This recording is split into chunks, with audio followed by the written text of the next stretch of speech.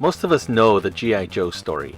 It started in 1963 with the 12-inch figures, which ran until 1976. It was during this time that the term action figure was coined, since no boy would ever want to play with a doll. Then in 1982, Hasbro and Marvel teamed up to revive the brand and make G.I. Joe a real American hero.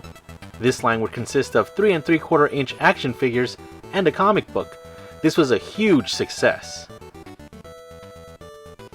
Today we're going to talk about the G.I. Joe Skystriker, a vehicle that was released during the second year of a real American hero, and one of the most iconic vehicles in the entire toy line.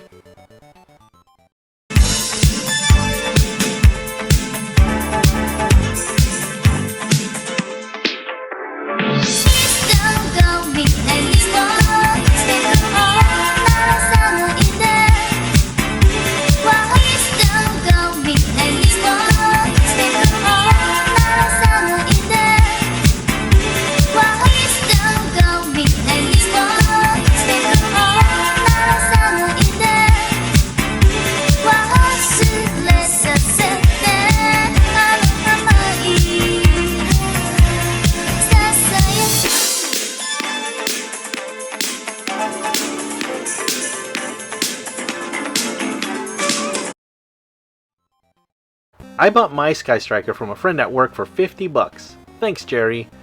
I never owned a Skystriker before, and besides, I was only 1 year old when this beauty was released.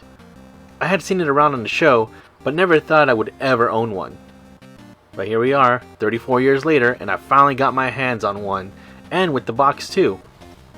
I have a feeling that this Skystriker actually came from a thrift store, and then before that, the original owner must have bought it at Sears, and that's because it has this little piece of Sears tape on it. The first thing I thought when I got her was, wow, this thing is massive. I experienced G.I. Joe vehicles here and there growing up, but nothing this big. It did take some cleaning and buying a few parts, but it was all well worth it. She was in great shape when I got her, and was only missing 5 missiles, a spring, and Ace's helmet. To complete the whole thing, I got Ace's file card, but I didn't get the instructions yet. Now she is one of the centerpieces of my toy collection. I love this old girl. The 1983 Skystriker is meant to resemble an F-14 TOMCAT, which was first introduced in 1974. It's really close to the look of this fighter jet. Heck, it's even called the Skystriker XP-14F. This jet comes with a pilot, Ace, and it comes with 2 seats in the cockpit. Early versions of the Skystriker came with 2 parachutes.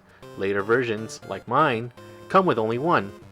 The Skystriker also comes with 6 missiles and has wing sweeping action. When the wings are swept back, the landing gear retracts into the fuselage. And of course, when the wings are swept out, the landing gear comes out. They put a lot of detail in this vehicle. The doors for the landing gear pop open and close every time. Well, that is as long as you have the springs for the doors. This thing has a ton of no-step decals, and even the rear of the jet has a place for a tail hook. Well, the tail hook would only be helpful if you have the legendary CVN-99, the USS Flag. There is one downside to the Skystriker that I think all collectors will agree with me. Although the wing sweep in action and landing gear are connected, it stinks that the wings have to be out in order for the landing gear to be down. This will take up a lot of real estate on a shelf. The other downfall, but I think this could be just me. The clip on the front landing gear pops off every once in a while, and I'm not too concerned with that. I mean, I get it. There's a lot of pressure going through that clip to hold everything in. The other downfall that I think is just me is the canopy. I have looked everywhere online and in videos and the instructions, and I cannot get this thing to stay on. I matched it up to any canopy I could find online, and my canopy seems to match up. Also, there doesn't seem to be any extra part that I'm missing for it. There's no hinge or anything like that. Every time I pick up this thing, I try to get the canopy to lock into the cockpit somehow, and nothing. There are even times when I feel like I'm going to break it, so I stop. If you know what I'm doing wrong, or if my canopy or cockpit really are broken, please let me know. This is Ace. He might be a little yellowed, but that's okay. I contemplated on putting him in a hydrogen peroxide bath, but I noticed that a lot of those baths dull the reds on these figures. So Ace is safe from that destiny. Ace is pretty much a spaceman by the looks of him, and that's alright. He fits the jet's look, and even makes it seem much more intense, like, dang. Ace has to wear a protective spacesuit just to fly the Skystriker? I wouldn't want to mess with that. I like Ace's look. He looks like most pilots I have met in the Navy. It's kinda weird. His artwork is awesome too. I love his painting. Heck, I even love the little drawing of him in the back of the box. Ace is not one of my favorite G.I. Joes, but he is one of those Joes that is designed really well. The Skystriker is amazing.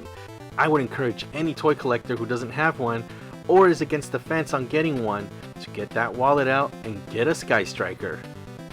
Only a few things define a real American hero in the G.I. Joe line, and the 1983 Skystriker is one of them.